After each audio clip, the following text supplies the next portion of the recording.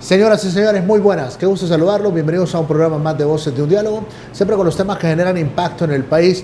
No hay duda que luego de estos últimos meses y llegar a este punto donde tenemos que informarles que son más de 101 personas que se han muerto producto del dengue, o sea que mata. Pero cuesta tener conciencia, cuesta ser aseados. Es algo increíble lo que está ocurriendo acá en el país, en algunos lugares donde está afectando más esta terrible enfermedad. No se quiere combatir este mosquito y hay que hacer conciencia en relación a eso. Más de un centenar de personas muertas. Hoy tenemos un programa de mucha conciencia. Vamos a platicar con la persona de mayor experiencia en esta temática, exministra de Salud y entendida en la materia, doctora Rosana Araujo. Qué gusto tenerla acá en el programa. Bienvenida. Un gusto, licenciado. Es un tema que yo creo que siempre está en la palestra pública, sobre todo este año que la epidemia pues ha tenido una connotación sumamente grave en el sentido de que ha rebasado las estadísticas de otras epidemias y de otros años. En el 2010, que nosotros considerábamos que era la peor epidemia que habíamos tenido de dengue, ya en esta última semana epidemiológica número 32, los datos estadísticos han sobrepasado lo que son las defunciones de las personas que han fallecido por dengue. ¿Y por qué ha ocurrido esto? Y tengo que preguntarle, porque también a manera de tener una reflexión, uno dice, ¿es culpa del ciudadano? ¿Es culpa del gobierno? ¿Es culpa de qué? ¿Por qué se ha disparado esto? Bueno, es una enfermedad multifactorial para empezar, es decir, depende de muchos factores, valga la redundancia de mencionar, y no podemos dejar de mencionar un factor preponderante. Es la falta del abastecimiento del agua potable. Esa es una cultura que nosotros tenemos por el déficit de agua en los primeros 6 meses del año. Entonces, si usted mira, los primeros 6 meses del año son sumamente importantes en el control del vector, es decir, controlar las pilas y barriles para que las larvas no evolucionen a un mosquito adulto o al zancudo, como conoce la población, a este vector. Y la otra es la falta de conciencia que nosotros tenemos hacia este tipo de enfermedades. Bueno, y un tercer factor es lo que desde la Secretaría de Salud se puede hacer desde el inicio del año, porque los datos estadísticos son claros, los números no mienten, pues. Si usted mira que un año empieza con una alta incidencia de casos y que va a ser un año eminentemente epidémico, pues hay que irse preparando desde el inicio y no esperar hasta cuando ya estamos con la soga en el cuello, por decirlo así, y empezar a querer intensificar las actividades cuando de repente a veces no tenemos ni los insumos para poder combatir esto.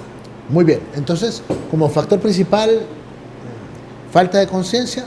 En términos generales, tanto autoridad como ciudadanos. Falta de conciencia, pero no podemos dejarle toda la responsabilidad a la población. Como instituciones también tenemos un papel preponderante y los gobiernos municipales, no solo estoy hablando del Distrito Central, sino que de los 298 gobiernos municipales, deben de ir haciendo énfasis en estos proyectos del abastecimiento del agua.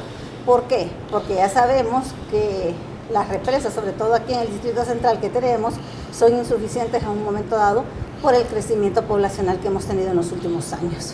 Ahora, el factor de no estar preparados como Estado, como gobierno, como Secretaría de Salud, ¿en qué medida le está pasando factura hoy a los hondureños y que está cobrando vidas? Bueno, la Secretaría de Salud, recuerde que pues en los últimos años ha habido un secretario de Estado diferente en los últimos 3 años, por decirlo así, y eso de alguna manera incide también en la programación y en la preparación para hacerle frente a una situación como es la epidemia de ¿Por qué? ¿Hay mucha improvisación? ¿Hay descoordinación? No, hay improvisación, de repente hay improvisación, porque no es que no haya personal técnico capacitado, claro que hay en la Secretaría aún, pero este personal técnico es el que le debe de ir diciendo al secretario de Estado o al ministro de esa cartera ministerial, por decirlo así, qué es lo que está ocurriendo. Esta epidemia tiene una connotación muy particular. Inició en octubre del año pasado. Es decir, desde ese mes la Organización Panamericana de la Salud ya daba una alerta a los países miembros, donde Estados Unidos estaba teniendo una alta incidencia de casos Guatemala también hacía lo mismo en ese momento y nosotros no éramos la excepción. Generalmente, para el mes de octubre, noviembre y diciembre hay un descenso de la incidencia de casos, ya al finalizar del año. Esa es una historia natural de la enfermedad. Sin embargo, si usted mira que ese descenso no llega, sino que más bien se le están incrementando los casos, ojo, algo está pasando o algo va a pasar.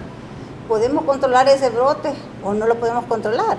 Y la gravedad del problema más en esta epidemia es que inició en la costa norte, inició en el departamento de Cortés, un departamento industrial.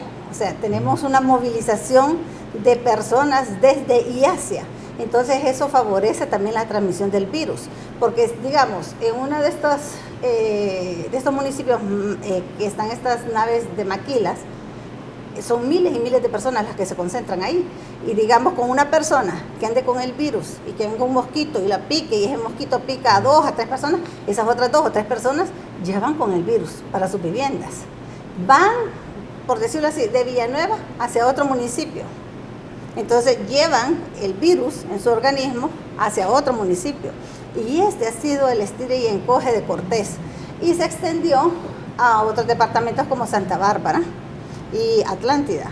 Y posteriormente, pues, podríamos decir que son más o menos unos 20, unos 25 municipios que han estado en riesgo de epidemia. ¿El insecticida vencido es cierto o es una mentira, Bill? No le podría decir realmente si es cierto o es mentira, porque no soy parte de la Secretaría en este momento para el control del vector. Soy parte del Comité Técnico Científico adscrito a SINAGER COPECO a partir del 2 de julio de este año. Sin embargo, sí le podría decir que en el pasado ya habíamos realizado algunas pruebas, sobre todo con el Temefos, con el famoso abate, porque igual que algunos medicamentos, tienen cierto margen de seguridad tiempo después de su vencimiento. Okay. O sea, considero que si realmente hubo en algún momento algún insecticida vencido, lo lógico era hacer las pruebas de susceptibilidad para ver si realmente el mosquito todavía, o sea, ese insecticida tenía viabilidad, que yo creo que eso es lo que se debe de hacer. O sea, y no sé, y uno hace una nota como parte responsable de entomología, asegurando de que se hicieron las pruebas correspondientes. Y es cierto que el mosquito ya es resistente a ese tipo de insecticida, que ha mutado el mosquito. Bueno, se hizo resistente a la deltametrina 2.5% que se utilizó en el pasado. Sin embargo, a partir del 2010 los insecticidas se cambiaron y se hicieron combinaciones de 2 insecticidas, de deltametrina más butóxido de piperonilo, que eso se ha estado utilizando y se utiliza aún más para potenciar la mortalidad el efecto de la mortalidad del mosquito. Sin embargo, previendo esta posible resistencia, también se está utilizando Aquarregle, que es combinación de 2 insecticidas más otra sustancia que hace que la partícula del insecticida se mantenga en el aire. O sea que podríamos decir que hasta este momento lo que está comprando la Secretaría de Salud y lo que se ha adquirido a través de COPECO son los indicados. La gente le tenía mucha fe al abate, esto de las bolsitas, sí, y colocarlo en la pila. ¿Se sigue utilizando o ya no? No. Desde el 2010, cuando entramos a aquella epidemia, también en julio del 2010, nosotros se pudo observar, sobre todo en el sector de Villanueva y Suyapa, donde entrábamos, bueno, y ustedes nos acompañaban también, sí. Y hacíamos aquellos barridos al 100%, donde ninguna casa se nos quedaba ni siquiera cerrada, porque volvíamos el fin de semana y nos asegurábamos que esa casa que estaba cerrada la intervenía. Entonces empezábamos a ver los índices de infestación. Si entramos e intervenimos con un 70% y hacemos un barrido al 100%, lo menos que podemos tener es un 5% de infestación post-intervención. Sin embargo, regresábamos y teníamos un 30% o un 40% como que no hubiéramos entrado, y era desgastante. Ahí entonces, en medio de la epidemia, hicimos los estudios de susceptibilidad al Temefos y miramos que había ya resistencia, y se pudo comprar de forma inmediata, porque sí fue rápida la adquisición de lo que es el BTI, que es un producto biológico, que es un larvicida que se utiliza, que es muy seguro también para la población y que desde el 2010 se está utilizando para eliminar las larvas. ¿Pero cómo se le entrega a la población? ¿Eso es una fumigado o igual en polvillo, como se le conoce? Eso es lo difícil del BTI. Nosotros estábamos acostumbrados a las famosas bolsitas de lavate. O sea, 3 meses y nos garantizaba que esa pila iba a estar libre de larvas durante 3 meses, o dependiendo del recambio de agua. Sin embargo, con el BTI es diferente. El BTI se necesita una cantidad mínima, que no es ni una, es como un cuarto de una cucharadita para un barril de 200 litros de agua. ¿Se le aplica al agua? Sí, se le aplica directamente al agua.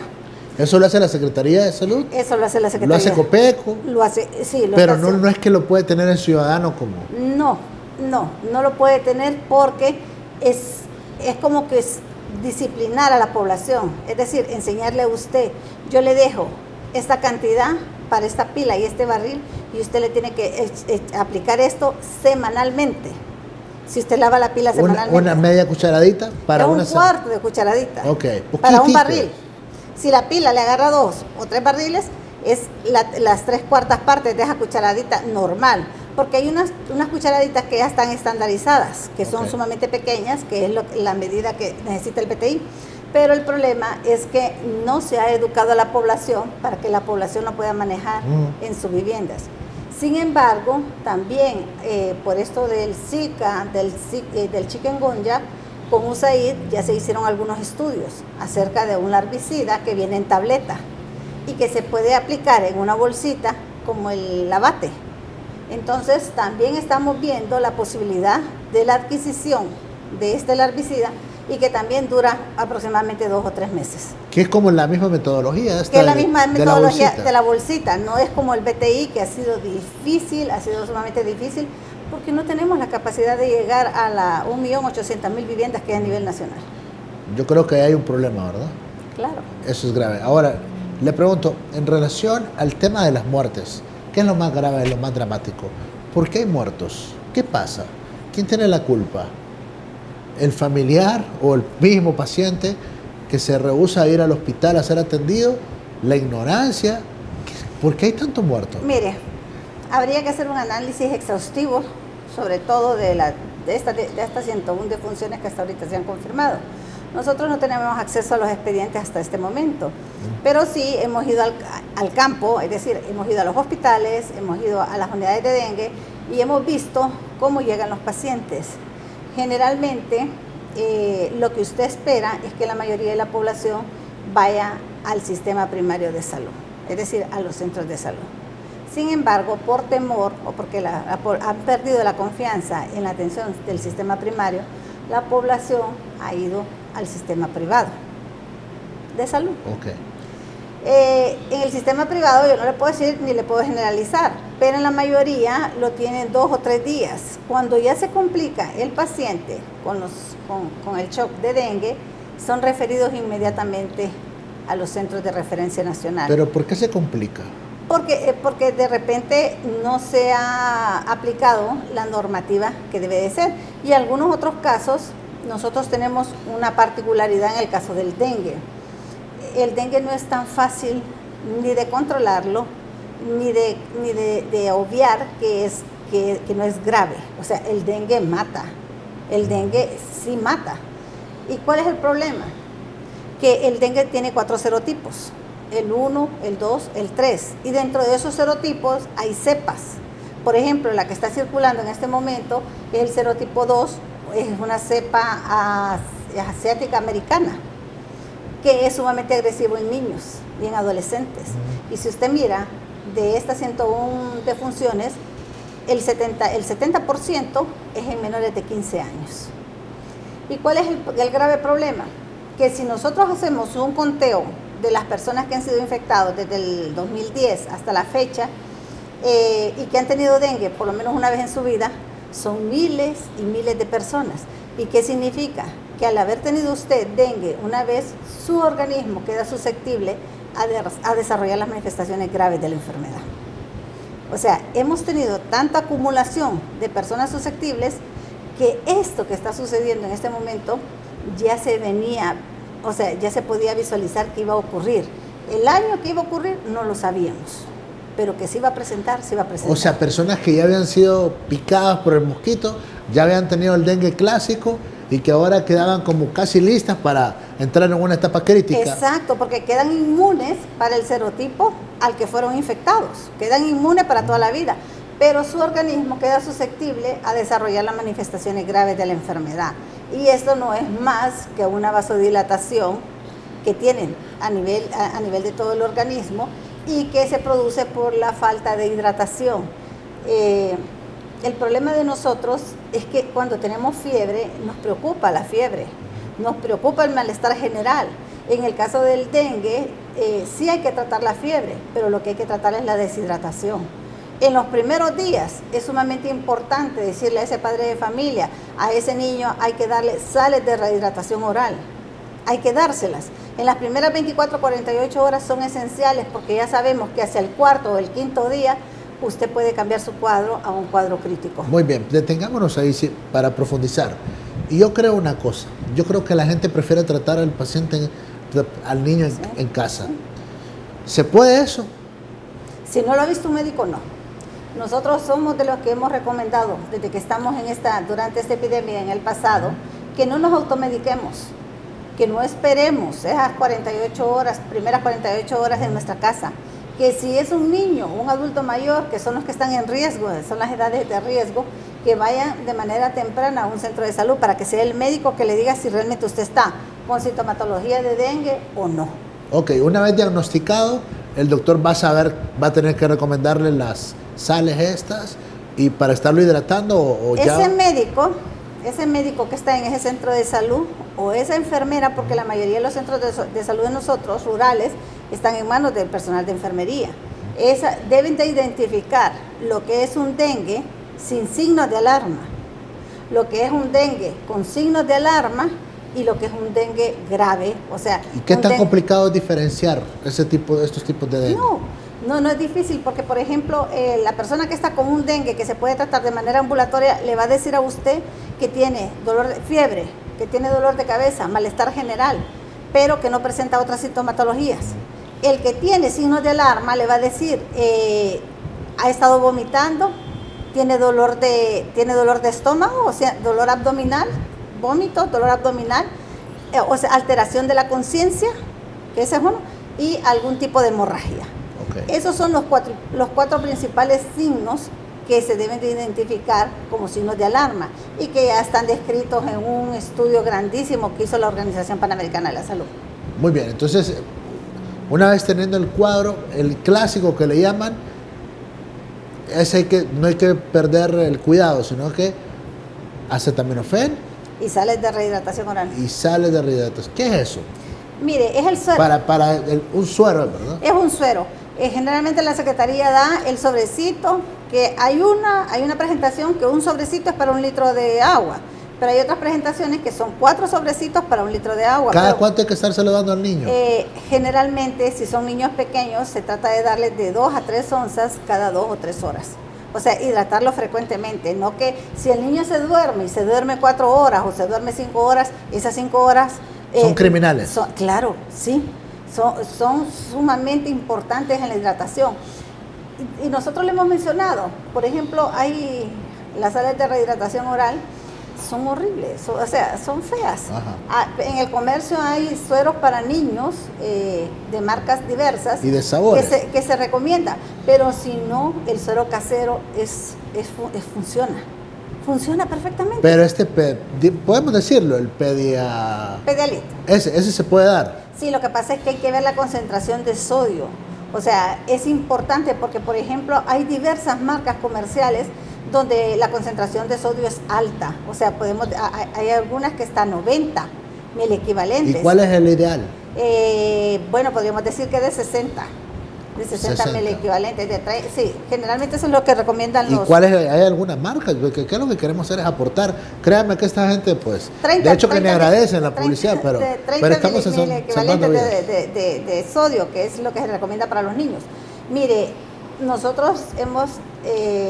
esa marca que usted dice, perfectamente. ¿Se puede? Lo único que el padre de familia, o sea, que el que está en la farmacia, si recomienda un suero, tiene que ser un suero que no tenga una alta concentración de sodio. Porque entonces lo que hace... Mínimo 30 o máximo 30. Entre 30 y 50 es aceptable, pero hay unos que tienen 90 90 miliequivalentes ¿Qué de efecto sodio. provoca si es, Es si que es elevado? retiene líquido. Entonces, y usted está perdiendo líquido y entonces el sodio, la sal le retiene, entonces eso no funciona. O sea, hace otro espacio, que en el caso del dengue grave. Y hablaba usted de un suero más básico. El suero casero, el suero ¿Cómo casero. cómo se fabrica? Mire, en 1 litro de agua, usted le aplica 2 cucharaditas y media de azúcar, 1 cucharadita de sal y 7 gotas de limón.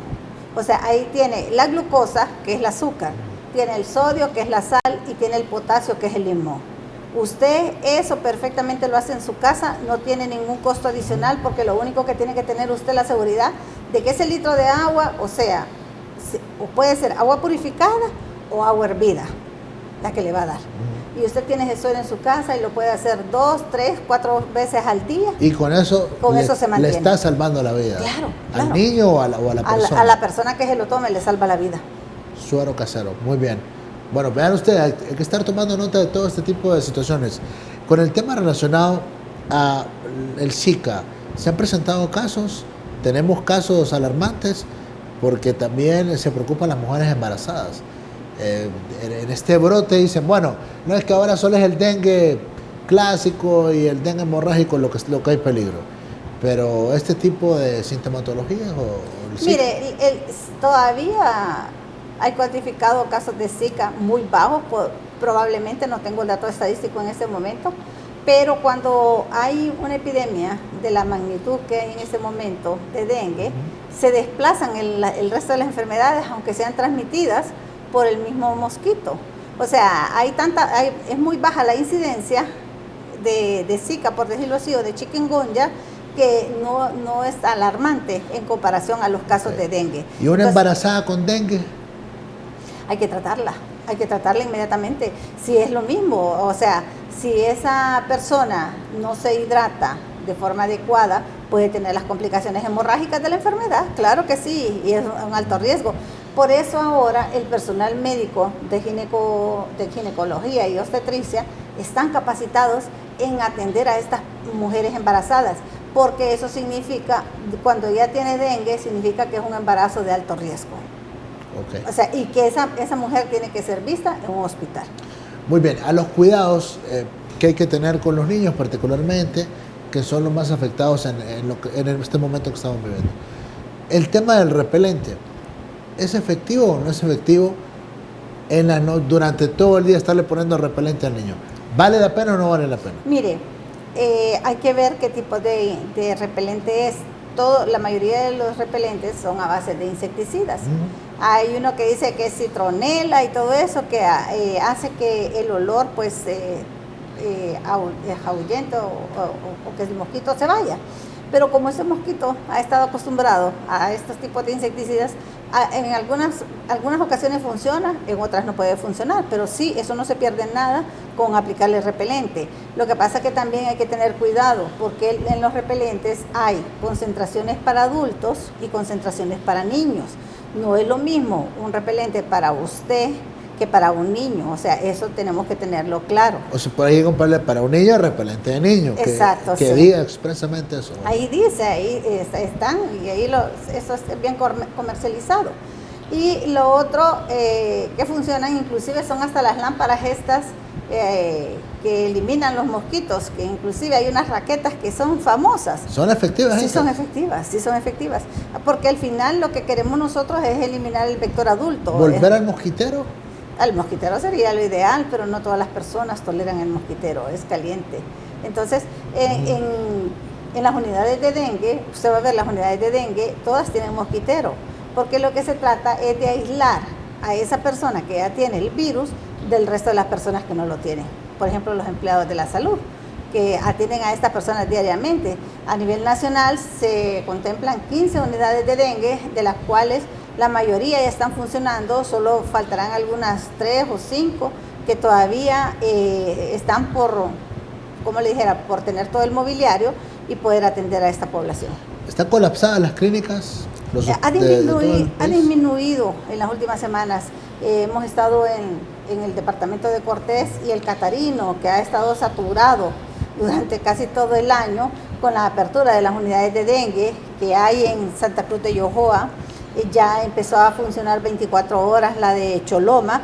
Eso descongestiona. Próximamente va a estar funcionando una unidad de dengue también en el Leonardo Martínez, y todo eso pues ayuda a desconcentrar lo que es el Hospital Mario Catarino Rivas. Ok, pero en este momento entonces hay como que camas disponibles y hay el personal capacitado. Hay mayor recurso humano atendiendo, claro que sí. Si usted mira aquí en el Distrito Central, se visualizaron 4 lugares. Uno de ellos es el Alonso Suazo, que ya tiene una unidad de dengue, y las otras 3 Clipper, que también están funcionando como unidades de dengue para descongestionar lo que es el materno infantil y el hospital escuela. La gente que nos está viendo hasta ahora y tiene, bueno, pacientes con los síntomas, ¿a dónde tienen que acudir? De inicio, si es una persona que empieza con fiebre, con malestar general y que no tiene dolor abdominal, que no tiene vómitos, que no tiene sangrados, es al centro de salud. Pero si ya tiene signos de alarma, lo recomendado es ir al centro hospitalario. Pero lo importante es que al inicio de la fiebre visiten un médico, para que el médico sea el que determine en qué está, si es dengue, en qué estado está ese paciente, si puede ser tratado ambulatoriamente, si se tiene que referir a una unidad de dengue o se tiene que hospitalizar en un hospital de mayor complejidad. Muy bien, además del mosquito, ¿hay otra forma de transmitir, o sea, la enfermedad? Hay personas que tienen ese temor, ¿verdad? No. Por si alguien de la casa está enfermo, nos puede pasar con un estornudo, etcétera. No, esto no es como el Zika, que el Zika ya hay estudios donde a través de la saliva, a través de secreciones de carácter genital, por decirlo así, se puede transmitir a través de relaciones sexuales. No, en el dengue no. En el dengue tiene que ser el mosquito que le transmita a usted el virus de una persona enferma a una persona sana. O sea que usted puede besar a una persona con dengue, ¿sí? Y puede tener relaciones sexuales con él o con ella. Bueno, si le permite, porque sí puede, sí puede. Si puede el pobre o la pobre, pues, es que la gente queda... Sí, no, pero está bien que lo pregunte, porque el problema del dengue, que el malestar es tan intenso, que en el pasado le decían fiebre quebranta huesos, entonces por eso la persona está tan decaída que yo creo que lo menos que no va a poder. Bueno, es ella lo que lo está diciendo. No, es que la gente pregunta todo eso, es que se preocupa. No, pero es bueno preguntar, porque en el caso de Zika, al inicio también solo pensábamos que era a través de la picadura del mosquito. Ya cuando en Estados Unidos empezaron a hacer los estudios y en otros países en Europa, ya se vio pues que había en fluidos corporales la transmisión. Entonces es sumamente importante y yo creo que es valedera la pregunta, claro que sí. Sí, no hay duda. Lo que pasa es que acá el tema de la sexualidad está en primera línea. Acá. Recuerda que hay un periodo de incubación donde usted ha sido infectado por el mosquito hoy. Entonces tiene un margen de 7 a 10 días para desarrollar los síntomas. Entonces, pero en el transcurso de eso, usted anda el virus en su organismo, lo que pasa es que no se ha manifestado la enfermedad. Pero claro, si fuera de una enfermedad que se pueda transmitir a través del beso, a través de una relación sexual, en ese periodo perfectamente se puede transmitir, ¿verdad? Claro que sí, pero en el caso del dengue no. En el caso del dengue tenemos que tener claro que si no eliminamos esos zancudos, patas blancas que andan en nuestra vivienda y que conviven con nosotros, si no los eliminamos, podemos ser presa fácil de esta mortal enfermedad. Muy bien, me gustaría que nos ilustrara del trabajo que están realizando ustedes a nivel nacional con el SENAGER. Entiendo que hay una serie de instituciones que están trabajando duro para tratar de combatir esta enfermedad. Bueno, acuérdense que la alerta nacional es como le dijera, es dada el 2 de julio del presente año, y que se reactiva el sistema de SENAGER, donde confluyen aproximadamente unas 24 instituciones públicas.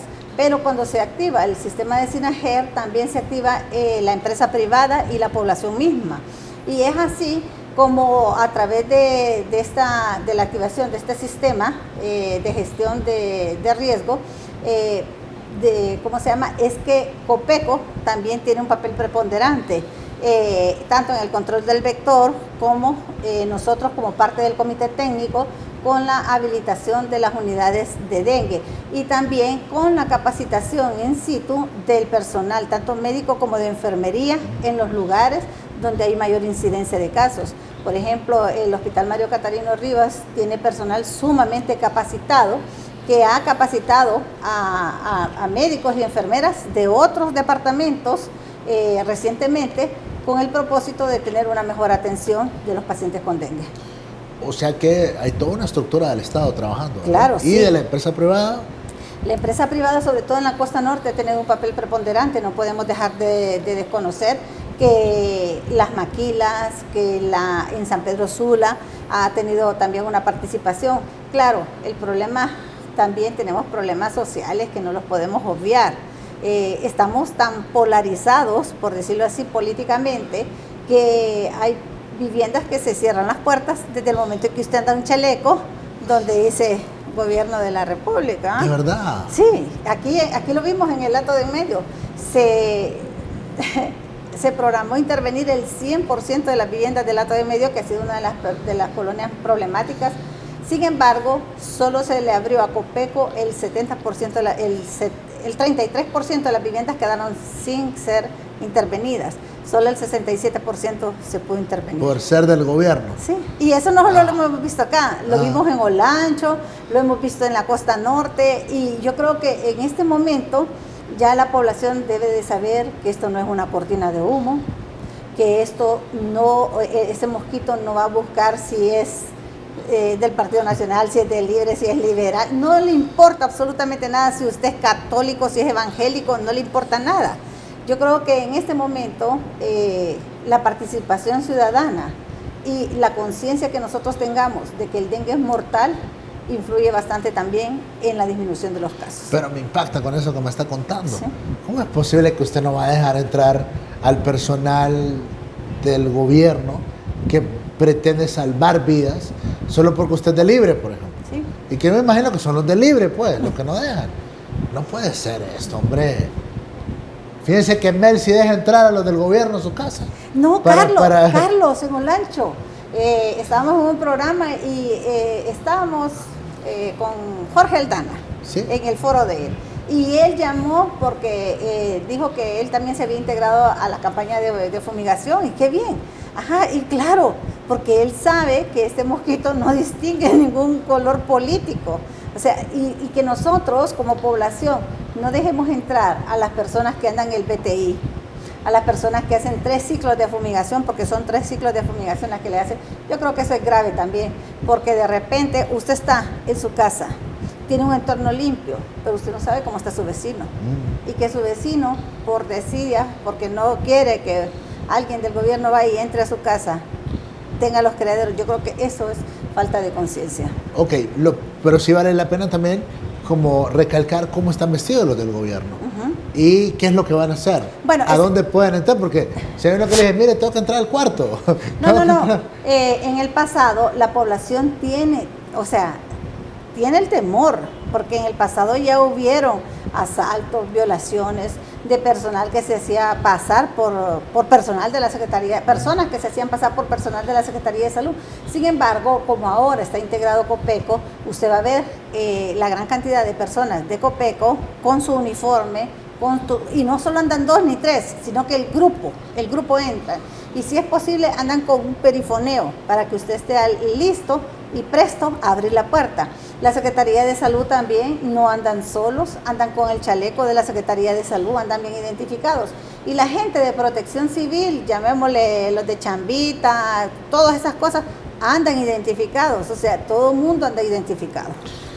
¿Y qué hacen? ¿Cuál es el protocolo para que la gente lo tenga claro? Bueno, para empezar es hablar con el dueño del propietario de la vivienda, identificarse en cuál actividad anda, porque a veces se han tenido que dividir los que andan aplicando BTI e inspeccionando que no hayan criaderos, y los que andan con la fumigación. Pero ellos le dicen al dueño de la vivienda cuál es la actividad que van a hacer. Ok, ¿van a las pilas? Sí. ¿Y tienen que fumigar toda la casa? Bueno, van a las pilas, los barriles y todo lo que sea el entorno del interior de la vivienda, porque recuerde que estos son los principales criaderos, pero por ejemplo en la casa podemos tener un oasis o en las oficinas, y donde cae el agua, ahí hay larvas del mosquito que transmite el dengue. Si la gente frecuentemente no revisa estos lugares. O platones de las maceteras, que tienen unos platones que abajo también son criaderos del mosquito. Entonces estas personas, aparte de aplicar el BTI, también identifican otros probables criaderos. Y posteriormente a eso vienen las fumigaciones. Bueno, o sea que más o menos ¿cuánto tiempo se estima en cada casa se pueden llevar? Bueno, depende, pueden ser de 20 minutos a media hora, dependiendo de la cantidad de criaderos que encuentren. Y las fumigaciones que se están haciendo en doble jornada, en la mañana y en la noche, porque se ha visto que en la tarde, que ya están los dueños de las viviendas, pues como que hay mayor accesibilidad a poder entrar a las viviendas. Ahora, con el tema de los niños, si hay mascotas, si hay adultos mayores, ¿cuál es el protocolo a seguir? ¿Hay que sacarlos? Mire, siempre se les indica a los propietarios de la casa que deben de estar fuera por lo menos 30 minutos, pero la ventaja con el Aqua Resli, en comparación con la deltametrina pura, como se usaba en el pasado, es que ya no deja que estela de humo por la combustión del combustible con el insecticida, porque el Aqua Resli es una sustancia que se tiene que mezclar con agua y deja pero una capa muy fina del humo que antes se percibía, o sea, como una neblina prácticamente. Por eso es que la gente también decía, es que lo que andan echando es agüita, y eso no sirve, sin saber realmente qué es lo que se anda aplicando. Muy bien, o sea que media hora para entrar a la casa es lo recomendable. Más o menos, sí, eso es lo que se tiene que tardar. Interesante. Ahora, cuéntame el panorama que se viene, porque entiendo que no hemos entrado a la etapa más cruda que vamos a tener que enfrentar como sociedad de este fenómeno. Nosotros siempre hemos visto, desde el punto de vista epidemiológico, que la semana epidemiológica número 37, que es por la segunda semana del mes de septiembre, se alcanza el pico más alto de la epidemia. Sin embargo, nosotros alcanzamos el pico más alto en esta epidemia, lo hemos alcanzado en la semana número 31, en la 30, y hemos venido haciendo un descenso, de la 30 hemos venido haciendo un descenso, 30, 31 y 32, 3 semanas, en la 29 alcanzamos un pico alto, pero como hemos tenido una temporada muy irregular de lluvia, consideramos que cuando se establezca sí podríamos tener problemas, porque ya los criaderos cuando llueve se multiplican, ya no solo son pilas y barriles, sino que puede ser cualquier recipiente que esté en la calle o que no esté cubierto y que se convierta en criadero. ¿Y qué se tiene planificado hacer en torno a eso? Intensificar. Se está haciendo un trabajo duro, vale mencionar también lo de los gobiernos municipales. Hace más o menos unas 3 semanas, también por parte del presidente se llamaron a 296 alcaldes, de los cuales asistieron 243. Y ahí se hizo un compromiso de trabajo y también unas transferencias que, si bien es cierto, no son millones y millones, pero por lo menos amortiguan un poco como le dijera, el gasto que tienen algunas alcaldías, sobre todo las alcaldías pequeñas, que no tienen tanto, por decir así, tanto presupuesto. Entonces esto yo creo que fue bueno en ese momento, porque las alcaldías están disponiendo, aunque sea de un recurso económico poco, pero disponen para poder hacerle frente a esta situación. ¿Cuáles son los lugares más afectados? Los que tienen que estar en suma alerta. Bueno, en el departamento de Cortés, a excepción de Villanueva, que aparece con una coloración amarilla, pero es que Villanueva se estuvo trabajando también con esas tabletas esas tabletas que es un larvicida. Entonces se trabajó previamente, entonces no está así. Y hay otro municipio en Cortés, que no me acuerdo cuál es, que también tiene ha hecho un buen manejo del control del vector. Sin embargo, el resto de los municipios están en rojo. El resto de los municipios, pero hay gobiernos municipales muy comprometidos, podríamos decir que muy comprometidos. Choloma tiene su complicación propia, o sea, Choloma es de los municipios más grandes. Socialmente hay conflictos internos dentro del municipio, hay colonias que yo creo que vale la pena mencionar, que la población que están ahí, los jóvenes que son los líderes de esas colonias, tienen que dejar entrar al personal de la Secretaría de Salud. O sea, hay problemas internos dentro de los municipios. Aquí sabemos que hay sectores que uno dice que es de riesgo, pero yo creo que se han sensibilizado más. ¿Y han permitido el ingreso? Y han permitido el ingreso. No, acá en la capital, pero acá en la capital hay graves problemas o ¿O está controlada? La región metropolitana ha estado trabajando desde el inicio. El alcalde Tito Afura ha hecho transferencias de 1.200.000 para que la dirección de aquí del Distrito Central pueda tener insumos y poderle hacer frente. Ellos han tenido el incremento normal que se tiene en la temporada de lluvia, pero no han estado como ha estado la costa norte. Muy bien, cerramos con las cifras oficiales hasta este punto, hasta este momento. ¿Cuántos casos de dengue clásico, digamos?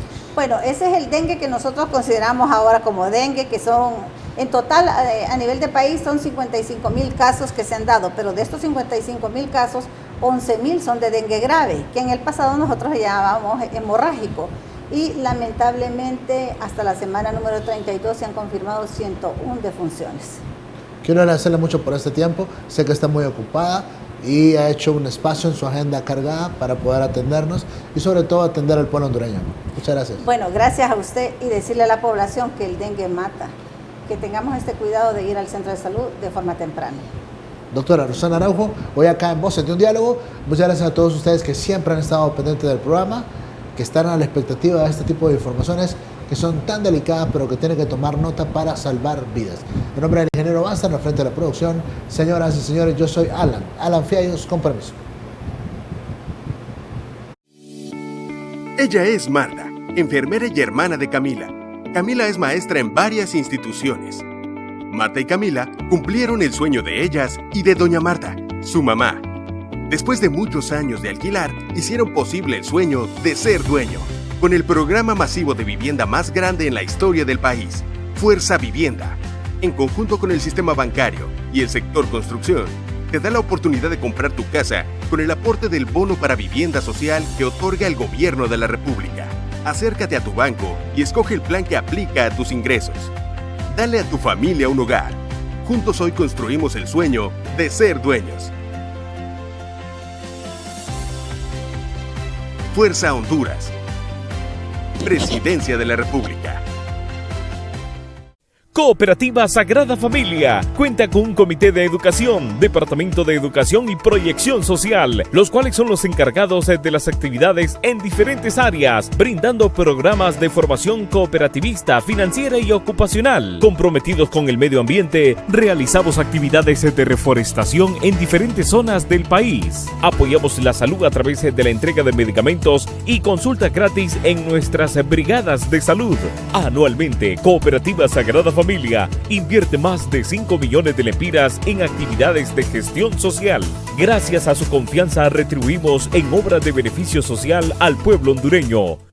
Porque sabemos que crecer es su meta, la Cooperativa 15 de septiembre, la primera cooperativa de ahorro y crédito en Honduras, le trae el nuevo crédito 6015, un financiamiento con una tasa del 15% de interés anual, exclusivamente para usted. Llévese hasta 100,000 lempiras sin aval. 6015, una propuesta única e innovadora con soluciones para usted o su negocio. Afíliese ya. Venga a Cooperativa 15 de septiembre en todas nuestras filiales y solicite el crédito 6015. Cooperativa 15 de septiembre. 60 años impulsando sus sueños.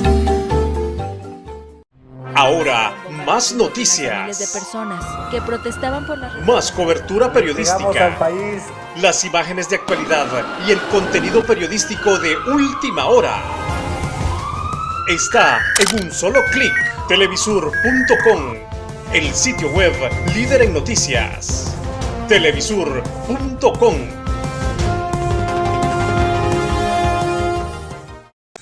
Esta es la verdad sobre la campaña contra el nuevo Código Penal. El nuevo Código Penal crea delitos contra la corrupción privada, para castigar no solo al funcionario corrupto, sino que también al corruptor.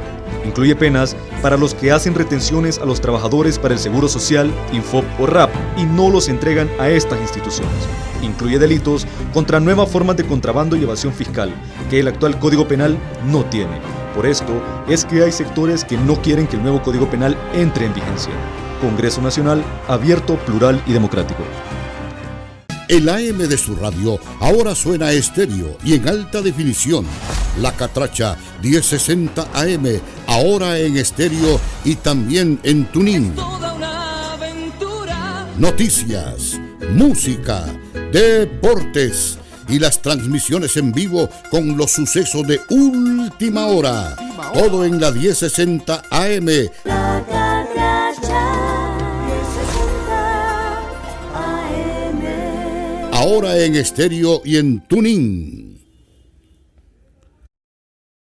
Con el crédito de consumo Banrural, sí puedes materializar tus sueños. Viaja, compra tu vehículo, mejora tu vivienda, emprende, forma tu familia o estudia. Tú decides en qué utilizarlo. Hasta 500,000 empiras sin aval, tasa preferente, hasta 60 meses para pagar. ¿Qué esperas? Materializa tus sueños con Banrural. Acércate a cualquiera de nuestras agencias y haz realidad tus sueños. Banrural es de todos, el amigo que te ayuda a crecer.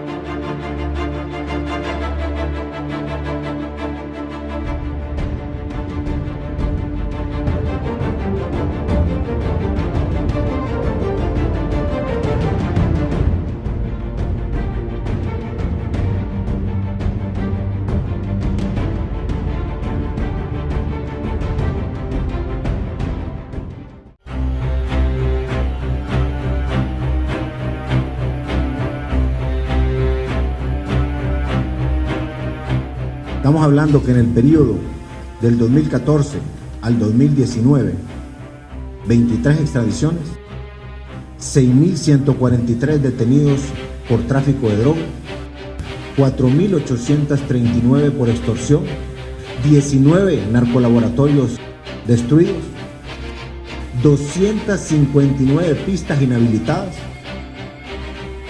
18.333 kilos de cocaína incautados, 14.000 armas decomisadas, 500 bandas desarticuladas.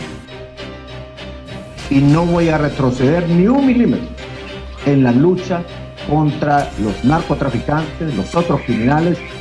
No nos van a detener. Voces de un diálogo. Bienvenidos a un programa más de Voces de un diálogo, donde se abordan temas de impacto. Ha procesado a medio mundo y no le ha pegado absolutamente nada. Con los diferentes protagonistas del acontecer nacional. El contrato social entre los gobernantes y los gobernados. Pero los que tenemos algunos kilómetros ya recorridos, Alan. Si los entes judiciales son imparciales. Evitar que se siga yendo la gente para allá. Hay gente honesta, gente interesante dentro, pero dialogan sobre los temas más importantes que se generan en nuestro país. Ha perdido, si es que alguna vez la tuvo. La sociedad que tenemos ahora no es la sociedad que tenemos hace 10 años. Al estilo único de Alan Fiallos. Algunos lo perciben así, otros consideran que es que se está haciendo justicia. Voces de un diálogo, todos los días a las 8 de la noche, solo por Cholusat Sur, Canal 36 y nuestras redes sociales. En Cholusat Sur creemos en los principios y valores cooperativos. Estamos convencidos que el movimiento cooperativo debe estar en el centro de la creación de una economía más sostenible y equitativa. Basados en estos principios, surge La Hora del Cooperativismo y la Economía Social en Honduras, un programa único en la televisión nacional. Vea La Hora del Cooperativismo y la Economía Social en Honduras con Efraín Rodríguez, todos los fines de semana, solo aquí, en Cholusat Sur.